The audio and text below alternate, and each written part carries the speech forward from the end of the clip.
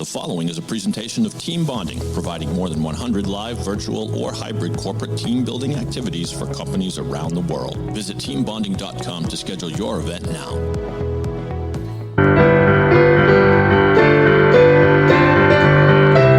Hello, team! Once again, it's me, Rich Rinnensland, and I'm welcoming you to Team Building Around the World, the podcast where I speak to people from the team bonding, team building industry from all across the globe. Today, we are going all the way to Milan, Italy, to speak with the founder of Unreal, Mr. Fabio Tognetti.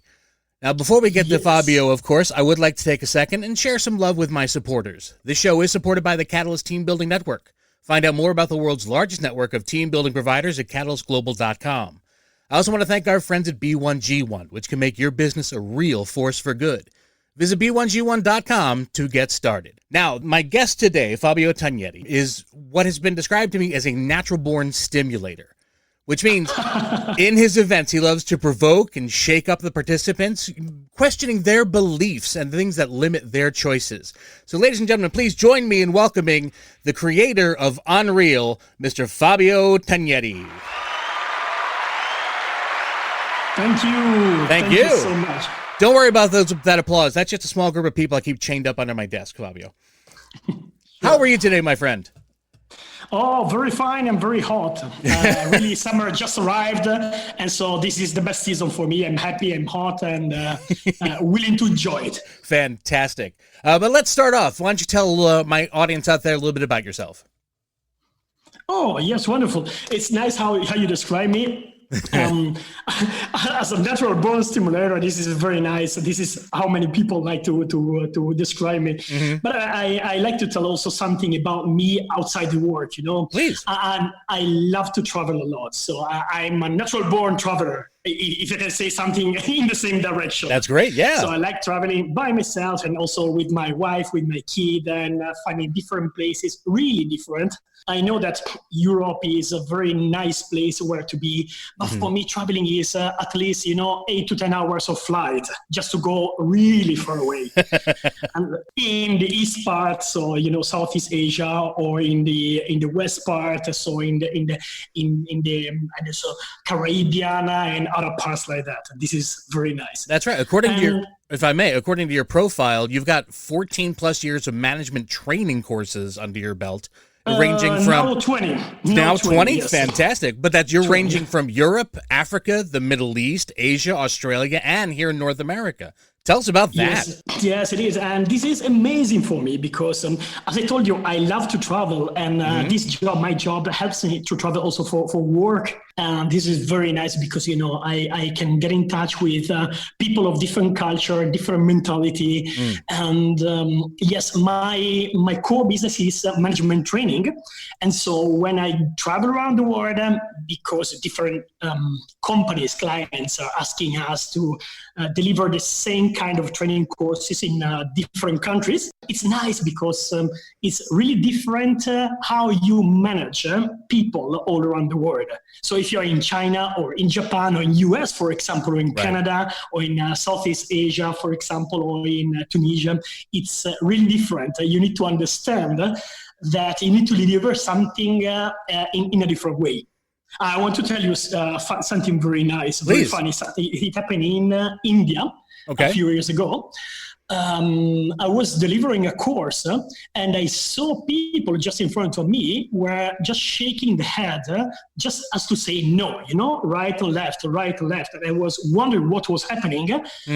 And so I asked, okay, what happened? Is everything correct? Is it everything clear? And they said, yes, for sure. But they continued doing like that. Then I understood that it was that way, it was their way to say, yes, I agree with this. So it's a really different cultures, and I love it and enjoy to understand different cultures. Well, let's talk about those different cultures. I mean, you've been in team building going on 20 years, management training being your specialty. What other kind of differences do you see in management styles across the globe? It's differences in the way you are in a class when you deliver courses, Okay. Just making an example to you, in Italy, I love making courses in Italy because people are really enthusiastic or they are really energetic and they jump in all over the course. So they ask questions, they are interactive. So my concern is not to make them too much interactive, because then it becomes a mess. Sure. When I've been to Japan, for example, it's exactly the opposite. Because they can just say in silence to listen to what the teacher, because this is what they think about me, what the teacher is saying. And so it's really different, because you need to collect information from them from a very different way. And this is something you learn only when you're there. They can tell you, but you learn only when you live it. This is for sure. Gotcha. Yeah, I was going to ask, how do you prepare yourself for those differences? But it is just a matter of showing up and asking the right questions before you begin? I try to learn the culture before going to a place in order to get aligned, in order to be prepared. But as I told you before, you cannot be prepared 100%. Because there are some elements of the culture that is not written in the books, so you cannot find in internet. Right. So you can find only by living it. And this is the funny part, if you think about it. Learning by doing. Speaking of which, what is it about the team building industry that you decided you needed to be a part of? How did you begin this? This was a funny way. First, I want to tell you that we have been doing team building with Catalyst, so team building for events since a couple of years. But before, we were making team building in a different way. So team building made of a couple of days, 2 or 3 days with a few people. This kind of events is something that was new for us. And it came just by accident, you know. It was something funny, because one of my colleagues, once she sent me a link to YouTube showing me a nice video of chain reaction that is a kind of team building. Right. Just to show me, you know what, we could do something similar.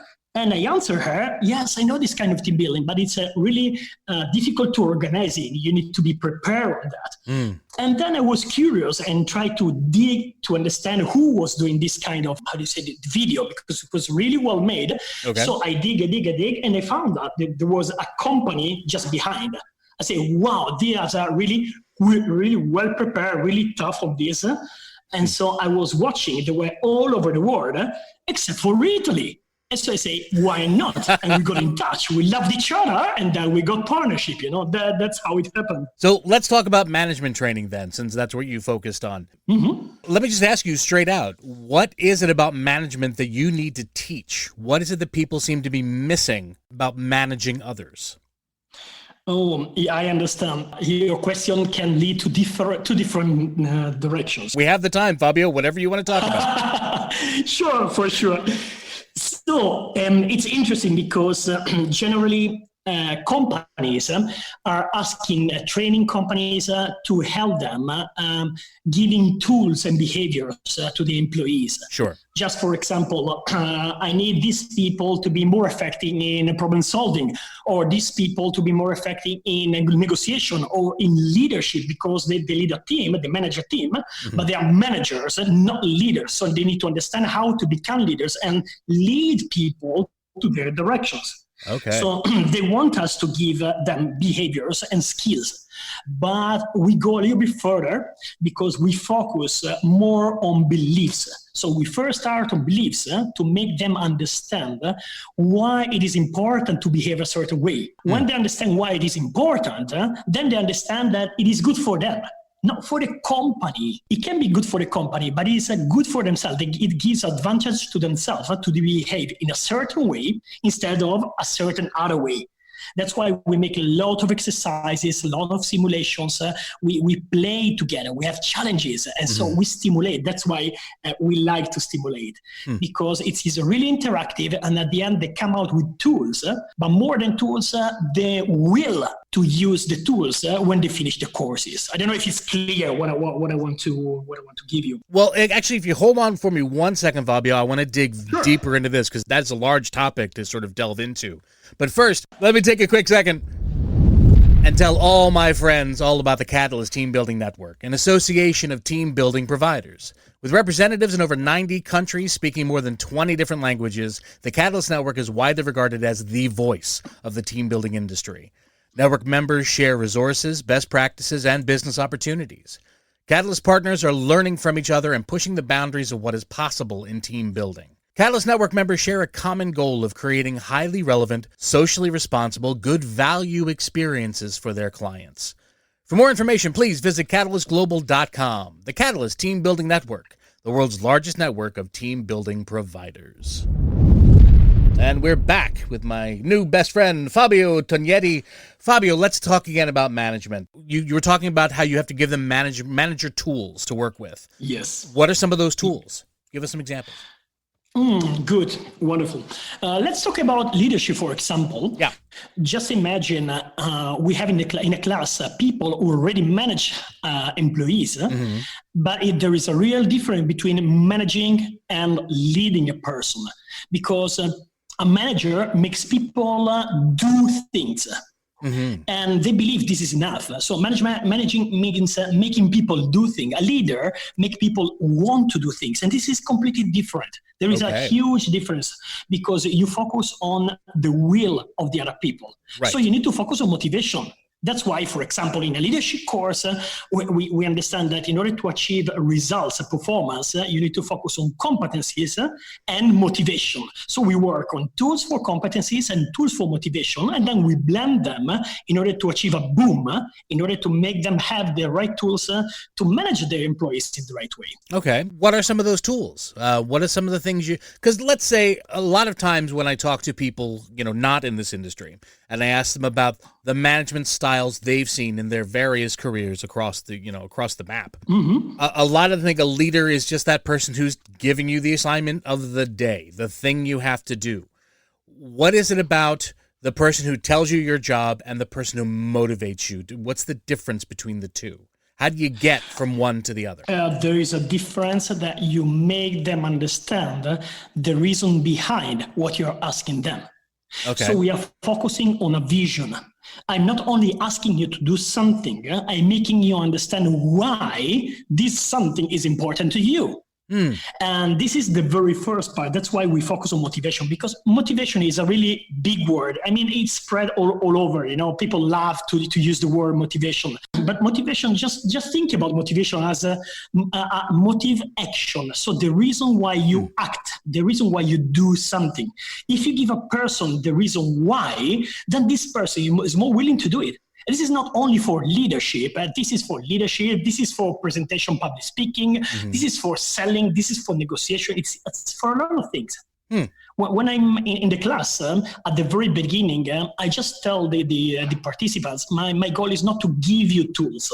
My goal is to sell you tools. Not because they need to pay, the company already paid, of course. Right. But the logic is, I want to sell you tools because I want you to feel that these tools are so useful that you want to use them. The same is from them to their employees, if we are talking about leadership, for example. So we need to understand about motivation, and with motivation we give a tool. For example, there is a tool made by a guy whose name is Shane. It's called Career Anchors. We focus in order to understand that each individual is different and they have different motivational leverages. If you understand which one is the right motivational leverage for this person, then we can use it in order to motivate this person in our direction. So this person is happy and motivated because he has or she has whatever needed, and we are happy and the company is happy. So we give a tool, for example, in order to understand, to scan and to understand the right motivational leverage for each of the employees. This is for the motivation part, for example. Right. Well, how do you find those motivational leverages? It's nice because there are many ways to understand. You can understand motivational leverages of your employees by talking to them, by asking, most of the time only by listening, they can tell you many things. Or you can even talk to them. You know what? I learned something new and I wanted to share with you because I think this can be good for you and this can be good for me. So I want to be a better manager and I would like to understand what is important to you. Because I understood that my goal, my only goal in this company is to make you grow, to make you grow. Because if you think about it, we believe that managers have a goal of producing things. But this is not correct because the manager need to make other people producing. They need to make other people make performance. So the performance needs to arrive from the other people. So, and my goal is to create an environment so that people are willing to perform more, and so that people have all the competencies in order to perform more. And this is a win-win-win situation. Nice. Win for the employee, win for the manager, win for the company. Very nice. And for some people, even just knowing that your manager and the upper echelons of your company are listening to your ideas and actually talking to you about them is a motivator unto itself. Wouldn't you agree? It is. Absolutely. Fantastic. Absolutely. Now, is this the way is this the way it's always been done in Italy, or has there been a shift in your experience?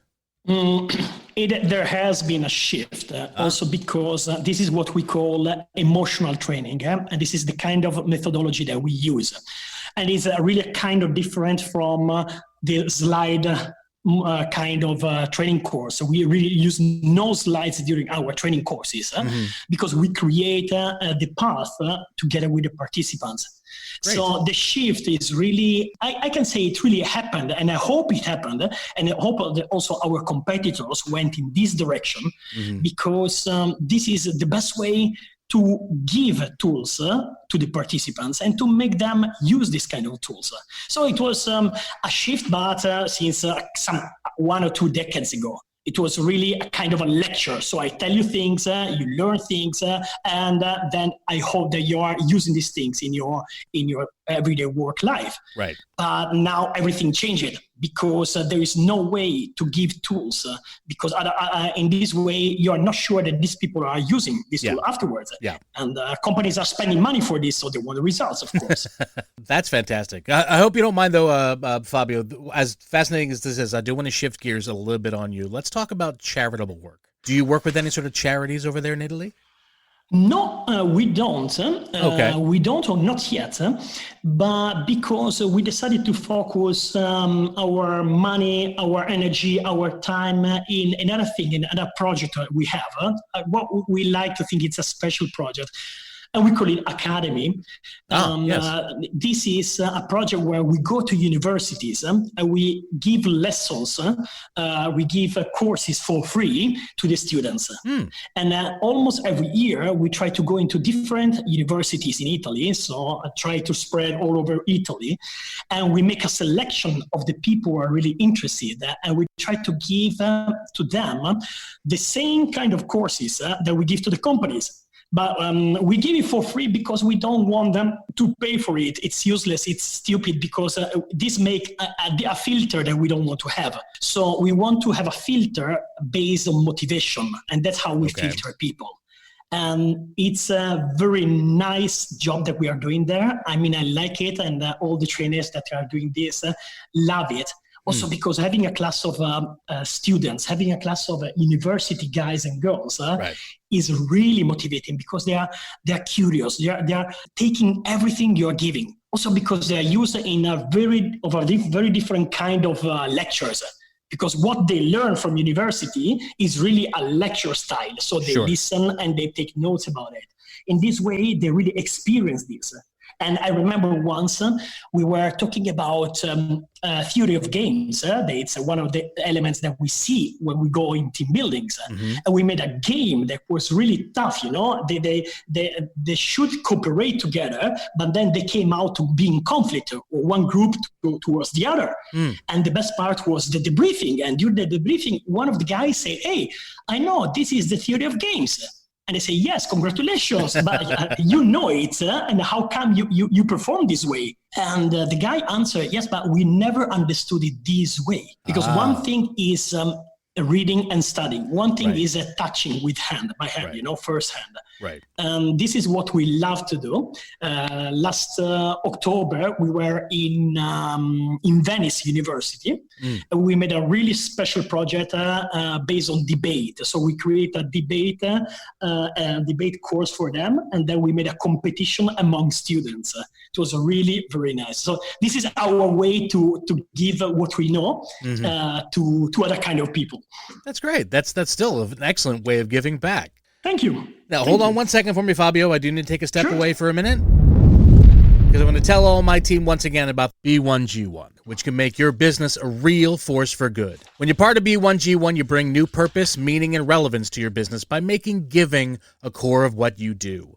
Unlike conventional giving models, B1G1 helps small and medium-sized businesses achieve more social impact by embedding giving activities in their everyday business operations to create unique giving stories. Every business transaction can impact lives from as little as just 1 cent, so please visit b1g1.com to get started. B1G1, business for good. So, Fabio, how are things going over there in Italy? We heard on the news over here, especially about how hard COVID-19 struck Italy and how fast. How are things going now? Yeah, that's why it's a funny question, because Italy was one of the countries that were most impacted by COVID-19, and really since the beginning.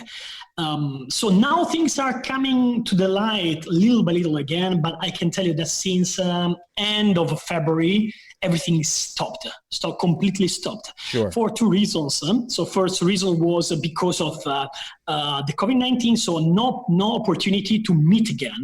And the team building is all about meeting, of course. Right.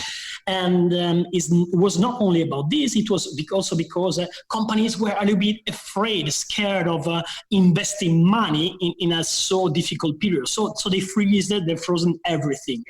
Now, after a few months, they understood that they cannot keep on going like that. So little by little, they are opening first with online team building and online courses. And they are trying to understand how to do it also live. It's not yet, but I believe from September, October, we could again start with live courses. Fantastic. I wish you all the best with that. But how are things going with the virtual? Are you finding that it's really taking off there in Italy, or are people slow to respond? It is right now, and the COVID-19 helped companies open their eyes from the virtual point of view, because before this, they were all closed. I mean, I don't like it because it's distance, it's not going to give the same results. But now they are forced by doing this, meetings they are doing, and they understood that there is a lot of advantages. So this is why I told you they are opening little by little, because they are trying to understand, and we are using this moment in order to show them, to make them taste. We have different kinds of virtual team building, and we are making them taste, both the companies or the DMCs, in order to show them that they can have almost or totally the same results that they used to have with normal team buildings. Let's talk again. Look, just as over there it is over here, everyone's starting to look to reopening. Companies are still a little hesitant here, especially in Massachusetts, to reopen those doors, to get large groups of people all working together again in these kind of events that we do. But let's look ahead to when we are able to actually do this live and face-to-face. Can you give us an example of a great memory of an event you've had, just as inspiration? One of the best memories I have about an event, it was a team building. It's called Flat Out Formula One. And then we ran this event for a client, was a bank, and it was a new bank here in Italy. So it was their first convention, their first conference they did. Nice. And it was very nice because there were all the people there, included the CEO. And the CEO is one of the most influential persons here in Italy, one of the most famous CEO here in Italy, because he had been CEO of many big companies. So it's really, really big and really famous. And what I loved is that he was together with the other teams, just as one of them, just creating, doing, cutting, putting together. And it was amazing. And when there was the running competition, he was not driving the car, but he was one of the guys who was pushing the car. And it was a great example, amazing example. During the briefing, I said that I wanted to thank him for this. And he answered, okay, come on, this is normal. And I told him, no, it's not normal. You feel it's normal, and this is the great part from you. But this is not normal, because not many people would have done as you did. And this is, something that touched my heart, and for sure touched the heart of all his people. This was really, really emotional. Now, do you have any kind of silly memories of events that you've done? Oh, let me think about it. Silly memory. I remember. It's not about the event itself. It was before the event because it was the communication between us and the client. It was a kind of candy camera. It seems like a kind of candy camera because he told us what he wanted. He wanted something for a certain day, so we booked this and by. Just to let you know, we also had other events in that period. So, okay, we booked it. Then after, when we were about to buy flights to go there, because it was in the southern part of Italy, he said, no, it was not this day. It was the day after. And so I say, no, come on. Okay, I understood it was the day after, so we booked for the day after. And then after a couple of days, he told us it was not the day after, it was the day before and the day after. It was a mess in communication, At the end, we understood he wanted 2 team buildings, one for day 1 and one for day 2. At the end, we got it. But it was really, really funny because it was difficult for us to understand him. We were changing the booking of everything, but finally we did it, so I'm happy about it. That's fantastic. I love those stories of confusion, miscommunication, but you still managed to pull it off. That is great. At the end, we are always right to the point, luckily, fortunately. It was funny, let me tell you. Now let me ask you, you say you have a wife and a small child, is that correct? Yes, let's call him a boss. Yes, okay, great. He's 8.5 years old. Yes, he's my manager. Let's say that. Very nice. But let me ask, how is your personal life affected by your professional one? Because you've been doing this for so long, it's got to be a part of who you are. How do you interplay this with your normal everyday life? You are talking about my boss. You are talking about Leonardo. Right. One of the ways it affects, it's also especially with him, I guess.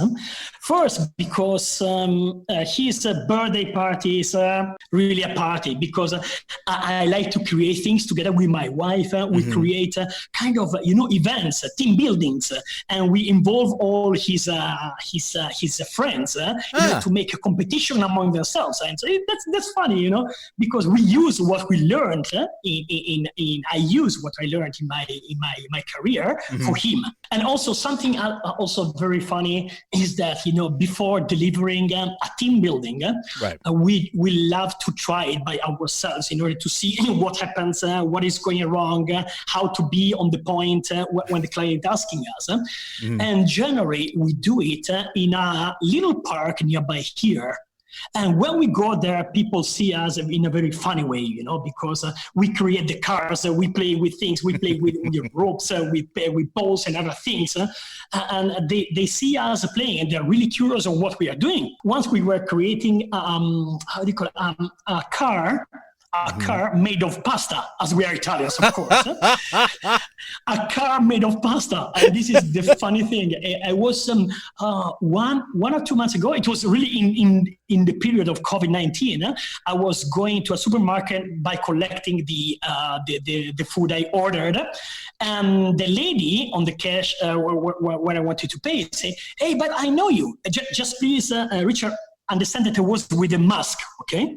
And he told me, I recognize you. You are the one with the Formula One car, the 3 meters Formula One car that you were doing in the park. I say, oh my goodness. Okay. Now, normally I take this opportunity to ask my guests what their favorite event is that they produce. But let me ask you, what's your son's favorite event that you've ever done with him so far? I guess if you ask him, it's always the last one, because he's the one he remembers more, and the one because as he's more adult, more older, let's say like that, older, so he remembers better. And last year, because he's born in December, last year we made a Harry Potter metaphor. So we made all the kind of team building, all the kind of little exercise that we have, we transformed it into a Harry Potter style. So with the wand, with going on a piece of paper without touching on the floor and all the stupid things like that. This is what he would answer you. My favorite are two of them, I guess. Yeah. One is chain reaction. This is the one I met, the reason why I met Catalyst Global and we fell in love with each other. Mm-hmm. And I love it because I love to see what people can do. It's amazing. And the other one is Beat the Box. It's a team building, very special team building where teams have a box and they have to open it. It's a kind of escape room, but right. on the upside down. Nice. They need to open it and they need to understand. What I love on this is the fact that at the end they understand that there is no way to open the box if they don't understand that they need to play together, they need to cooperate among teams. Mm-hmm. This is the trainer part of me, because I like to choose Catalyst Global. I have a lot of team buildings, and right. we love to select the ones that have really nice learning outcomes. So these two I think are the one I love most. Excellent. Now, just for my audience who may not know, can you explain what chain reaction actually is? Because you've mentioned how much it brought you into the Catalyst network, but they might not know what the actual event looks like. Yes, absolutely. Chain reaction is a team building where teams have to create simple machines using tools they are provided in order to bring the energy from the beginning to the end of these simple machines. So the energy can go from up to down, bottom to down, can go horizontal, can go diagonal, can go in a radial way, and they are held by tools in order to do it. But what I love of this team building is that it's not only teams that they need to create simple machines, because at the end, all the teams need to be linked together among each other, and they are put on tables and they are 1 meter distance, 1.5 meters distance. So they need to find a way to continue the energy from one table to the other. And the reason why I like it, of course, because what they create, but I also love it because it's important to see how they communicate among each other. Because I have a customer, internal customer, and I have an internal supplier. So we have to communicate to each other in order to understand how you bring me the energy and how I'm going to give it to the next one. And this is amazing. Also, the best part is the very end. Because they make trial and error, and they learn by doing and by mistake. And at the end, they are all watching for the final chain reaction. And it's a joy. When they see that it works from the very beginning to the end, it's a joy. And so they see the results of their effort. This is why I love it. Fantastic. Fabio, thank you so much for coming on the show. You have been absolutely a gem to talk to. I can't thank you enough. For anybody else out there who wants to learn more about Fabio and what he does, go to unrealpro.com. Unrealpro.com. But now, Fabio, I hate to tell you this, but I'm kind of sucking up to you a little bit at the end here because we are about to put you on the hot seat and we're going to go into our speed round. Let's see what happens. Fantastic. Now, the way speed round works is for the next 60 seconds, I'm going to ask Fabio a series of questions, and he's going to try to think up an answer as quickly as he can, right from the top of his brain, not delving too deeply into it, just giving me as many answers as he can in 60 seconds. So cool. Fabio, in case you're competitive, I have 13 is the number to beat. One of my other guests has gotten us as high as 13. So, let's see how you do. What's your name? Fabio. Do you have any pets? No, except my kid. Tell me your favorite thing about yourself. I love to laugh. Cat or dog person? Cat person. Nice. If you could ask a cat a question and have it answered, what would that question be? How the hell can you see during the night? Name one thing you remember from kindergarten. I was escaping with my best friend Marcellino, and the professor, the teacher was really scared about it. Nice. Who's your favorite musician? It's called Giovanotti. It's an Italian singer. I love him. Very good. Your favorite toy growing up? My favorite toy, my favorite Lego, absolutely. Nice. And which of your favorite celebrity?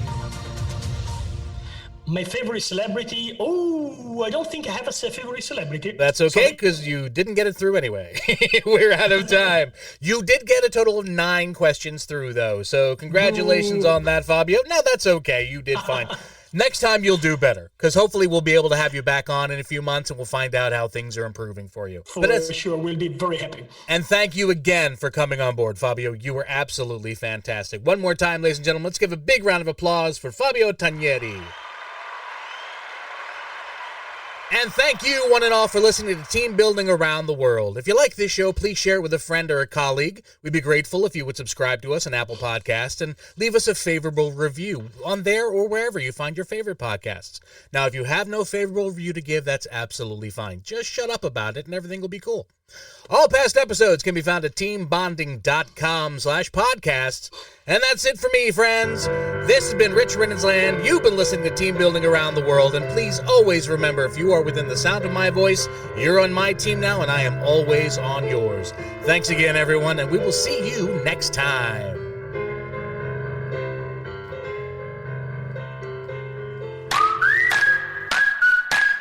It's been said that you learn more about a person in an hour of play than in a year of conversation. So why not put your coworkers to play with the help of the team at Team Bonding? Team Bonding was founded over 20 years ago with one simple question. How can employees have a great time while fostering strong, authentic bonds between people who work together? Their catalog of innovative events includes scavenger hunts, Jeopardy, and much more. Each activity, whether live, virtual, or hybrid, maximizes the impact of team building with an accent on fun. Visit teambonding.com to schedule your event now. Team Bonding, when you want seriously fun results.